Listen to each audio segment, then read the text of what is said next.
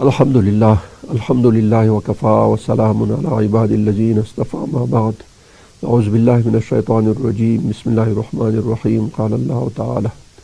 والعصر إن الإنسان لفي خسر إلا الذين آمنوا وعملوا الصالحات وتواصوا بالحق وتواصوا بالصبر. صدق الله العظيم. ګرانو لیدونکو السلام علیکم ورحمة الله وبرکاته. په مخکني درس کې مونږ د الله پاک عز وجل د ذکر او د یادونې په باره کې خبره وکړه چې قرآن عظیم شان کې او په احادیثو کې د الله پاک د ذکر ډېر افضلیتونه بیان شوي، ډېر خوبیانې او د هغې ثوابونه بیان شوي دي. بلکې الله پاک فرمایي چې فذکروني اذکرکم، ما یاد کړئ زه به تاسو یاد کړم. او بل ځای کې فرمایي چې تاسو ما یادوئ لعلکم تفلحون، تاسو به کامیاب شئ. بل ځای کې فرمایي چې کامیاب سړی هغه څوک دی چې هغه د الله پاک ذکر کوي. بل ځای کې فرمایي رسول الله صلی الله عز وجل چې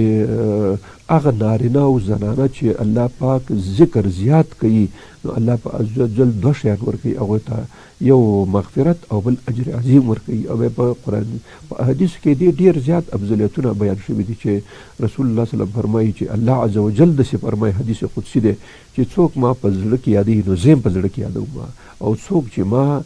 په مجلس کې یادوي زه هم په بهتر مجلس کې یادوم. دغسې هغه کسان چې هغوی د ذکر کولو دپاره راټولیږي، الله عز وجل خاص فرشتې لري، خاص ملایکې لري چې د هغوی د مجلس نه راتاویږي، په هغې باندې رحمت نازلیږي او هغوی باندې سکینه او ډاډ نازلیږي. هغوی ته الله پاک اطمینان ورکوي او ګناهونه معافیږي، بلکې هغوی ته آواز کیږي چې تاسو وبخلی شوئ او ستاسو نیکۍ په بدۍ په نیکۍ باندې بدلې شوې. او بل ځای کې فرمایي چې د رسول الله صلی فرمایي چې د ټولو نه ډېر زیات مستحق د شفاعت زما هغه څوک دی چې لا اله الا کلمه وایي، یعنې د زړه د اخلاص او د صدق اخلاصه د قبر د عذاب دپاره تر ټولو بهترین علاج چې کوم یو دی هغه لا اله کلمه ده.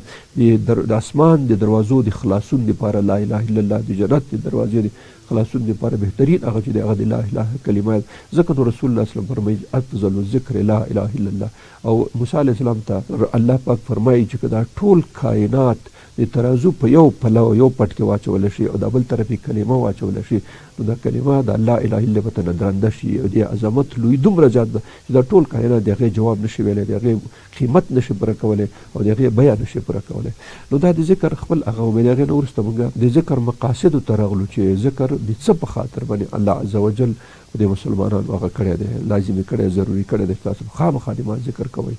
هغې کې اوله خبره موږ دا وکړه چې د ذکر په نتیجه کې او د ذکر په آخري کې انجام کې انسان ته د الله پاک مینه او محبت حاصلیږي. او دا مینه او محبت چې کوم یو دی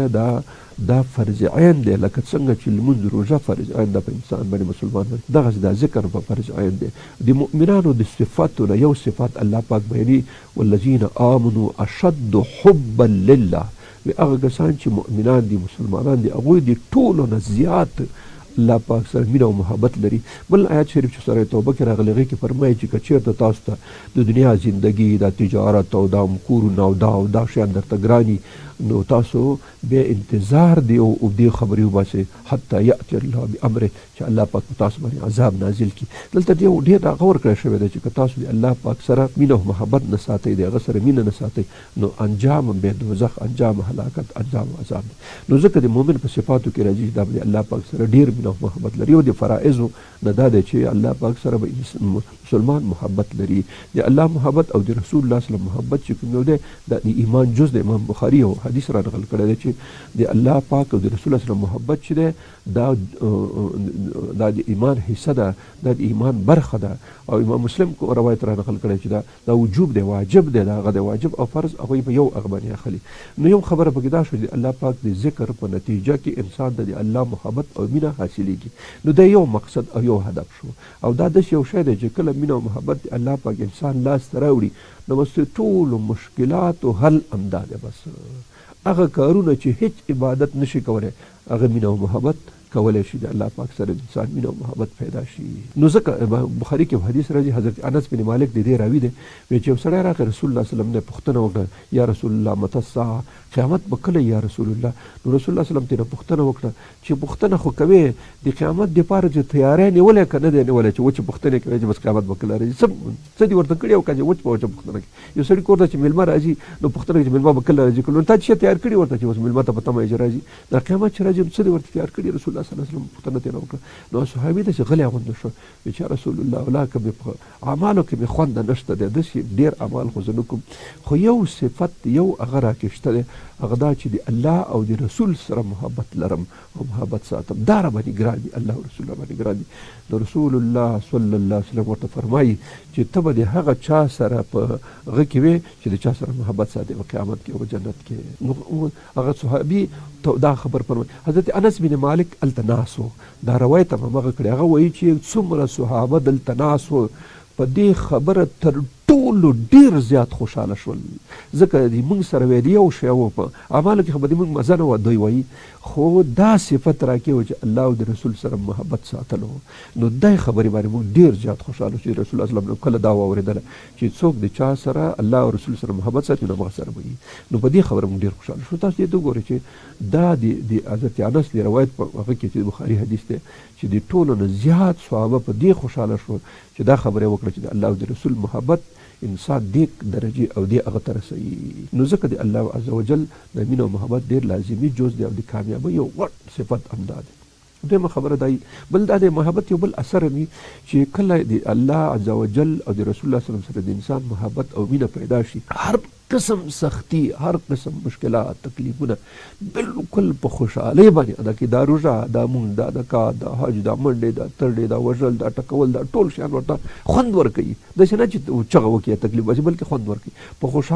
خوشحالۍ باندې ځان دې ته وراچوي. خلک به ځان شاته کوي، د مینې او محبت والا به وردانګي، د مینې او محبت والا به خیز کوي، د مینې او محبت والا به دې ته خوشحالېږي، په دې به د سترګو یخوالی راځي. رسول الله صلی الله علیه وسلم فرمایي چې الصلاة قرة عین لی، دا لمونځ چې د زما د سترګو یخوالی دی. نو کله چې د انسان سره مینه او محبت د الله او د رسول پیدا شو، بیا دا روژه د سره د ګرمۍ، سره د سختۍ، سره د لوږې، سره د تندې، بیا به پکې ټوله نه خوشحالوي، ځکه دی به پوهېږي چې د دې په مقابل کې ماته څه راکول شي. دا د چا روژه ده، دا حکم د چا دی؟ دا د ما د محبوب دی. د خپل مجازي عشق په خاطر باندې خپل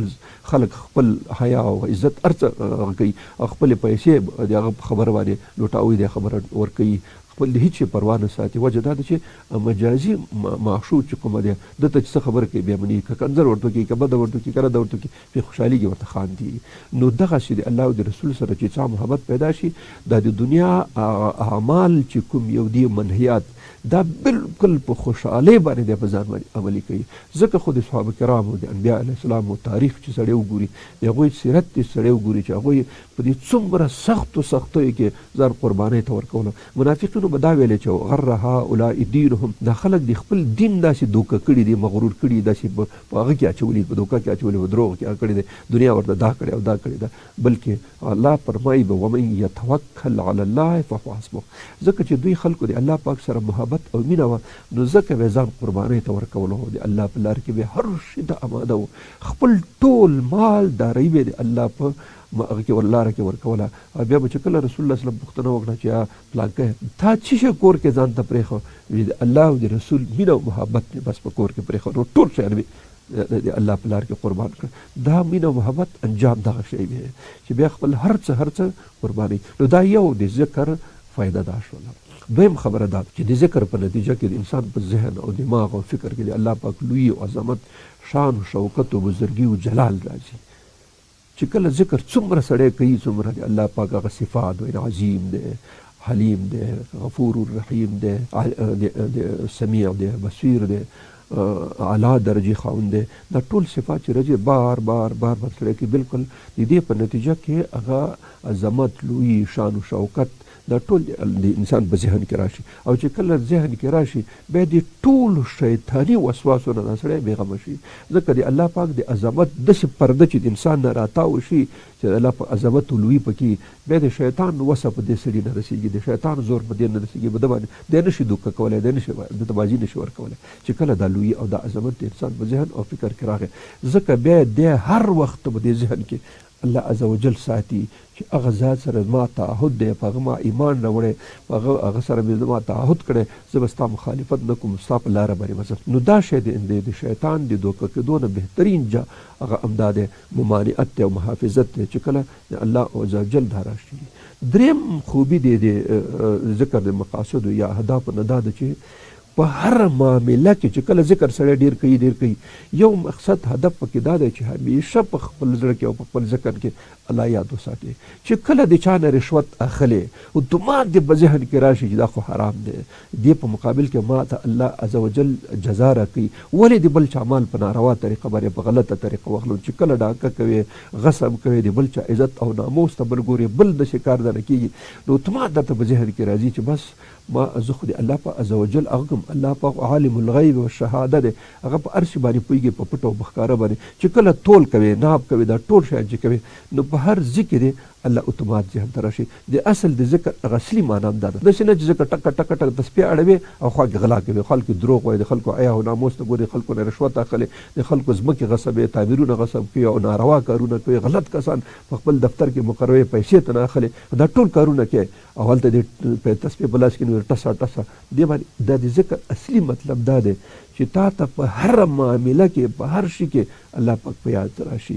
که ته دکاندار یې، که ته مامور یې، که ته رئیس یې، که ته رئیس جمهور یې، که ته وزیر یې، د هر حالت کې دا دې په ذهن کې راشي چې ما په سر الله پاک ولاړ دی، حاضر و ناظر دی، عالم الغیب والشهاده دی، په پټو ښکارو باندې پوهېږي، باقاعده ما ته کمرې لګېدلي، دا ټول شیان د ما لیکلی کېږي، ریکارډ کېږي. چې دغه تصور د ذکر په نتیجه کې پیدا شو بیا د انسان نه کله هم غلطي نه کېږي. موږ خو په یو بل لاس کې هغه نیولي دي، په تسبیح نیولي او په بل لاس د خلکو د جیبونو نه موبایل او پیسې وباسو، د رشوت او پلاګي په مختلفو نومونو باندې. دا کله کېږي چې یو خانه د سړي صفت کوي، صاحب ته راباندې ډېر ګران یې، ته دوست مې، او بل خانه په جب کې لاس نه باسي، د خلکو د جیبونو نه پیسې وباسي. دا انسان تاسو د سپیکر وکړئ چې یو سړی د تا دوست او هغه ستا په ظاهر کې صفت کوي، مخامخ درته وایي چې صاحب ډېر راباندې ګران یې او دا او د شا د خوا نه په جب کې لاس نه باسي او د جب نه د پیسې او موبایل او نور شیانو باسي، نو دا سپیکر دا انسان به په دې سړي اعتبار وکړي، د یو پیسې اعتبار کوي، بلکې د سره به خامخا بدي پیدا شي. بدبخته یو خانه د ما صفتونه کې چې ته راباندې ګران یې او ته مې دوست یې او ته مې دا یې او ته مې دا یې، او د بل خانه دې چې سترګې ما دې خوښي ته یې ما جب نه ښایستلی، د ما د کور نه دسته، د ما عزت ته، د ما ناموس ته، د ما ځمکې ته، د ما جایداد ته او د ما پیسو ته بې غل یې، نو په دې سړي باندې هېڅوک هم اعتبار نه کوي. نو د ذکر اصلي مقصد او هدف دا دی چې په هر معامله کې چې هر څوک په هر مقام او چوکۍ کې او په هر حالت کې او په هر معامله کې چې الله پاک ور په یاد شي او الله پاک ذهن او فکر کوي چې که دا کار مې وکړې نو دا به راسره الله پاک بیا کوي. نو دغه د ذکر یو غټه فایده همدا ده چې کله ذکر انسان کوي بلاخره داسې یو نتیجې ته رسېږي چې بیا هر معاملې ته لاس وباسي هلته ورهغه کېږي ورته. بل دا دی چې د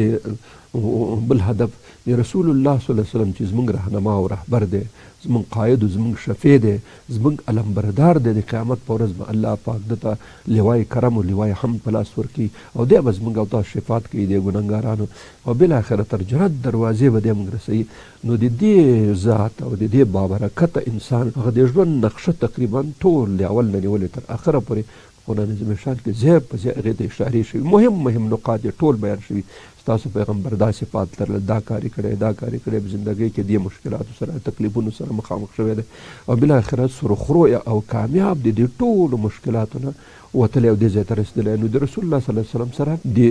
د صحیح عقیدت ساتلو او د هغه د ټولې زندګۍ او روښانه زندګۍ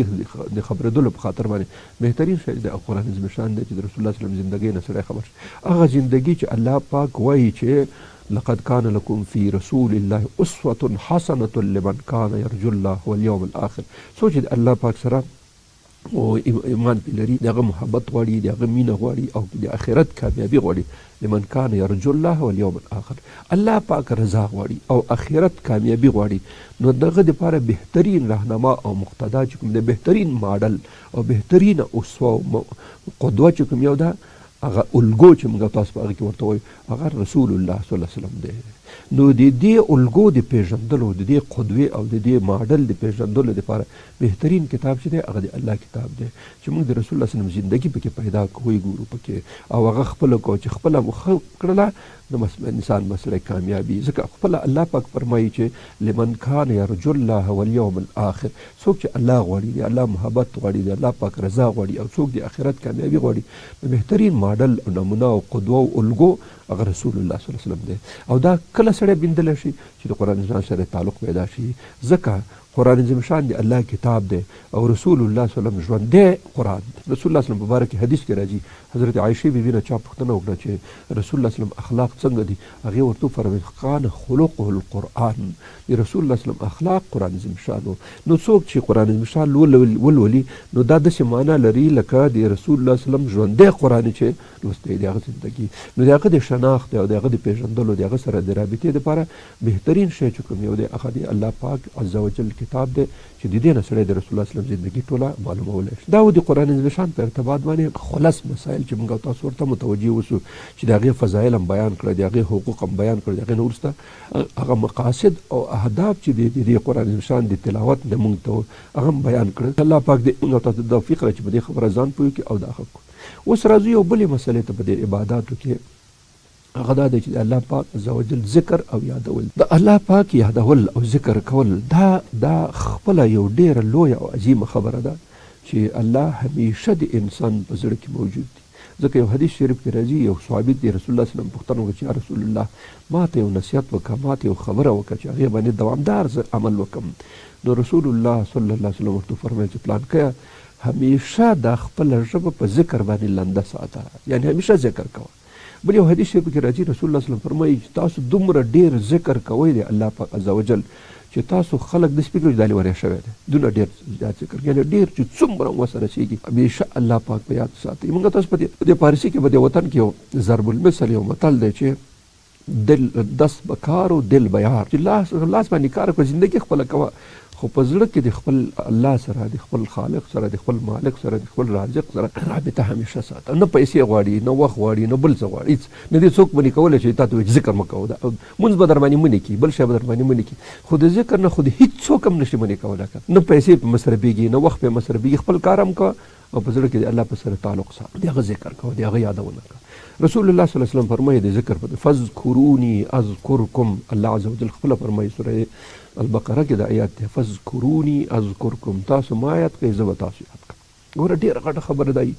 هغه ذات چې د ټولو کائناتو اختیار ورسره دی،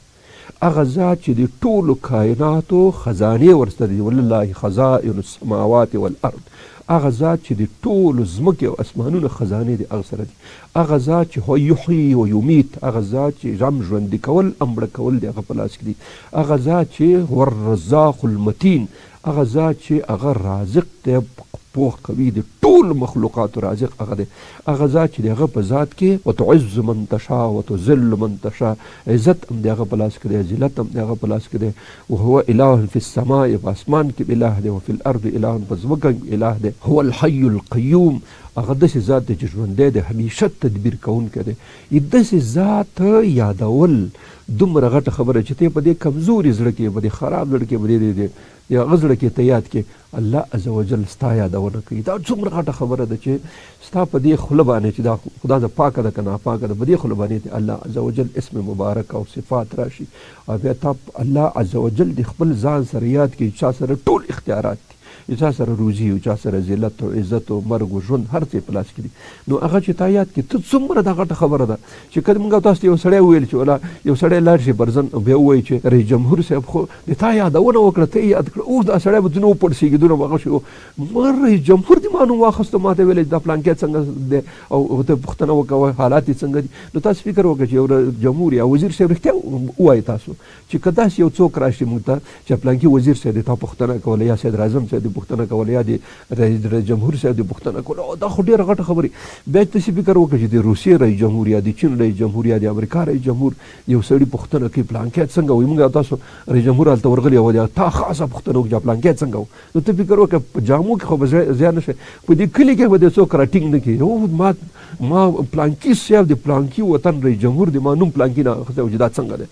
نو څومره به سړی خوشحاله شي، څومره په جامو کې به سړی زیات نه شي. خو لږ تصور پکاري دی ته خبرې ته چې یو عادي انسان چې دونه اختیارات هم ورسره نشته، دونه څه نشته، صرف ته یاد کړی، نه درته پیسې رالېږلي، نه درته مقام رالېږلی، صرف په دا یادونه باندې ته دومره ډېر خوشحالېږي چې په جامو کې نه ځایږي. مې د ولا که 15 موټر هم راټینګ کړي نو دا بازار کې به همدا چغ وایي چې پلانکي صاحب دې ما نوم یاد کړی، هر ځای کې به بریتونه تاوي. نو ګوره چې د ټولو کائناتو خالق و مالک و مدبر و رازق تا یاد کی، نو دا څومره غټه خبره ده، څومره غټه خبره ده. او په دې شي دې یادوي چې ته یاد کړې، چې تا کله یاد کړې الله دې یادوي. خو که ته دلته 20 ظلم ځانونه ډېر چغې وکې نو ولا که تا نه اشرف غني خبر شي، نو ولا که د روسیې رئیس جمهور، نو ولا که د چین خبر، نه د امریکا څوک دې په کیسه کې، نو ولا که د هغه مدیر هغه چولر رئیس هم ولا که دا نه خبر شي، ته خو لا دې بل چا خبره کې.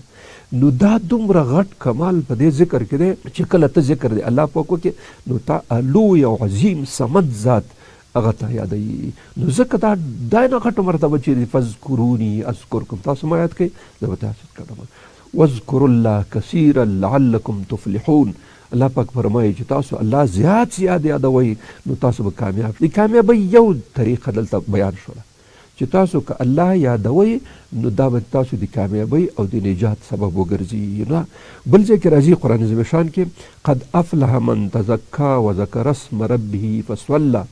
هغه څوک کامیاب شو چې هغه خپل رب یاد کړي او لمونځ وکړي. نو د رب یادول، د هغه تذکره کول، د هغه ذکر کول، دا معنا دا شي دا د کامیابۍ یو لویه ذریعه او طریقه ده چې په دې باندې کامیږي. والذاکرین الله کثیرا والذاکرات، هغه نارینه چې د الله پاک زیات ذکر کوي او هغه زنانه چې د الله پاک زیات ذکر او کوي، داسې نه ده چې یو کوي بلکې زنانه او نارینه په دې کې ټول برابر دي. هر څوک د انسانانو نه چې هغه الله پاک زیات یادوي نو الله پاک څه ورته وایي؟ اوس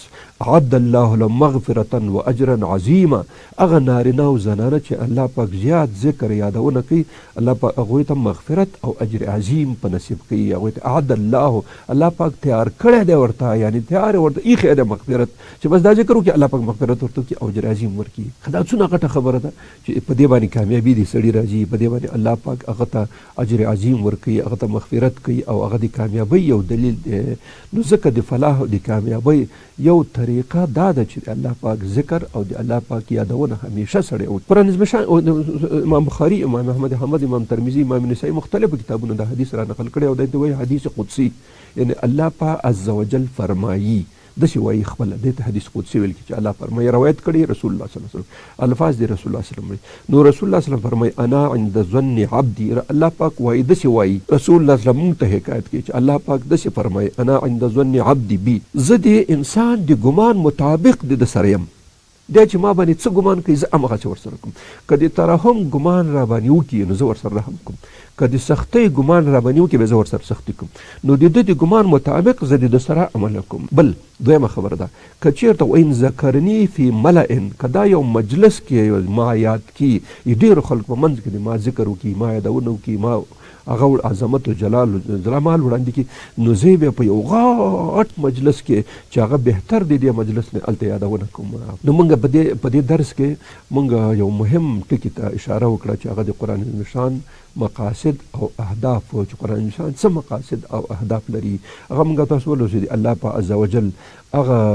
لویوالی، عظمت، لویي او جلال دا موږ ته ذهن ته راځي. د الله پاک وعدې او ژمنې او څه چې شوي هغې نه موږ تاسو خبرېږو. د انبیا علیه السلام قصې باقاعده موږ ته ځای په ځای بیانېږي، د هغوی صداقت او شفقت او مهرباني، د هغوی د دښمنانو عداوت، دښمني او کینه او حسد او جهالت هلته وړاندې کېږي. د عقیدې او د ایمان د جوړولو دپاره تر ټولو بهترین شی چې د هغه کلام الله دی، او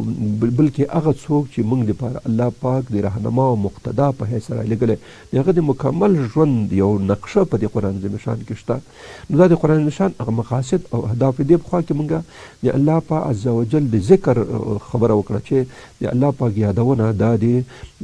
کلم چې انسان الله یادوي نو الله په خپل هغه کې یادوي بیا لوی عظیم ذات تا یادونه کوي که روژه مونږ یاد کړي څونه خوشحالي نو چې الله دې د ټولو کائناتو شاهنشاه او مدبر ذات مونږ یاد کړي دا څونه غټه خبره ده. لعلکم تفلحون تاسو ویل ذکر کوئ چې تاسو کامیاب شئ. قد افلح من تزکا وذکر اسم ربه فصلی نو د الله پاک دا دی چې هغه څوک کامیاب دی چې هغه د الله پاک ذکر کوي.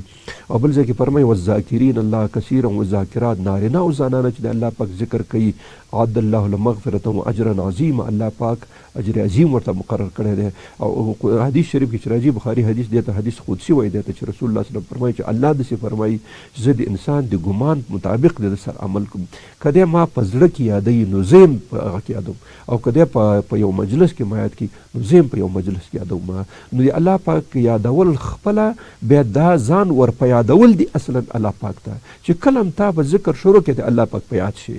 نو هر ځای کې به د هغه کوي. نو الله پاک عز وجل دې موږ او تاسو ته توفیق راکړي چې په دې خبره ځان پوه کړو او دا خبره لږ نورو خلکو ته ورسوو چې دا نور خلک ورو ورو په دې کې هغه شي بالاخره الله پاک به داسې یو محیط یو هغه به منځ ته راوړي چې بیا به د خیر او د نیکۍ محیط او ټولو ته به یو بل ته پیدا رسېږي او ګټه به رسېږي. الله عز وجل دې موږ ټولو ته توفیق راکړي چې همیشه په ذکر باندې تداوم وکړو دوام وکړو همیشه هم دا خپله ژبه د الله پاک په ذکر باندې لمده وي او همیشه دا خبره یاد وساتو. واخر الدعوانا ان الحمد لله رب العالمین.